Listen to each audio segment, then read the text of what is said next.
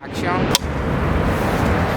My name is Kyle Andrea and I am a cyborg. Cyborgs cybernetic organism का मुखफ़्फ़ है और ये एक ऐसी मखलूक को दिया जाने वाला फैंसी नाम है जो निस्फ इंसान और निस्फ मशीन है। बार्सिलोना से ताल्लुक़ रखने वाले एक टीनेज साइबोर्ग पर फिल्म बनाने के लिए एक कैमरा क्रू आज काइल एंडर को फिल्मा रहा है।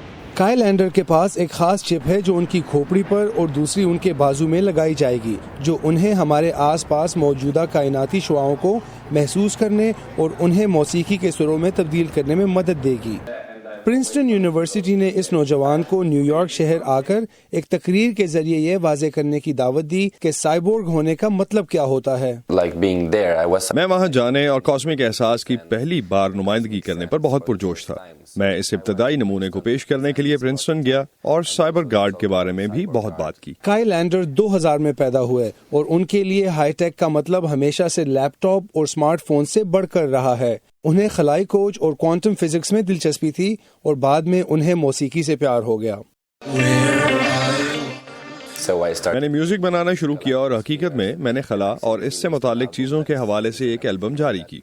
स्पेन में पैदा होने वाले ब्रिटिश आयरिश साइबोर्ग आर्टिस्ट नील हार्बिसन से उनकी मुलाकात काई की जिंदगी का अगला अहम मरहला बन गई। पैदाइश से ही हार्बिसन रंगों में फर्क नहीं कर सकते थे, लेकिन दुनिया का पहला साइबोर्ग बनने के बाद उनकी खोपड़ी में नस्ब किए गए एक एंटेना की मदद से वो रंगों में फर्क करने के काबिल हो गए। कुछ हम ख्याल अफराद के साथ मिलकर नील हार्बिसन ने साइबोर्ग फाउंडेशन की बुनियाद रखी। They asked me if I wanted to create a cyborg sense. उन्होंने मुझसे पूछा कि क्या मैं साइबोर्ग सेंस बनाना चाहता हूँ, तो मैंने कहा हाँ। फिर वो मुझे फाउंडेशन में साइबर लैब्स ले गए। मैं उनकी बनाई हुई चीज को देख सकता था।